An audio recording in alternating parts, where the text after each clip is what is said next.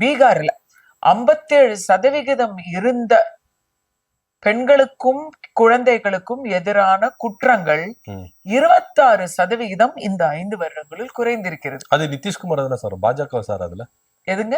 அது பீகார்ல நிதிஷ்குமார் காங்கிரஸோட இருக்காரா? இல்ல இப்பதானே அவர் பாஜக, அவர் மாறி மாறி இருந்திருக்காரு. இந்த 5 வருஷத்துல அவர் எங்க இருந்தாரு? யார் கூட இருந்தாரு? அவர் தேஜஸ்வி யாதவ் கூட இருந்தாரு. அதுக்கப்புறம் பாஜக தேஜஸ்வி யாதவ் கூட இருந்ததெல்லாம் புச்சிக்கிட்டு போச்சு. எப்பவுமே அதுக்கப்புறம் பாஜக கூட தான் அவர் இந்த பங்காளி சண்டைங்கிறத விட நிதிஷ்குமார் கணவன் மனைவி சண்டை. கோச்சிக்கிட்டு அம்மா வீட்டுக்கு போவாரு. அம்மா வீட்டுக்கு போனா அங்க ஒத்தே வராது, திருப்பி கணவர்கிட்டயே வந்துருவார். இன்னைக்கு அவரை ராஜ்யசபாவுக்கே அமைச்சிட்டாங்க. இன்னைக்கு பாஜக சர்க்கார் நடக்க போகுது அங்க, இல்லைங்களா? பீகாருக்கு போ, உத்தரப்பிரதேஷ் போன்னு சொல்றாங்களா? உத்தரப்பிரதேஷ் 5 வருடத்துல அங்க ஒன்னும் குழப்பம் இல்ல, அங்க ஒரே யோகி தானே.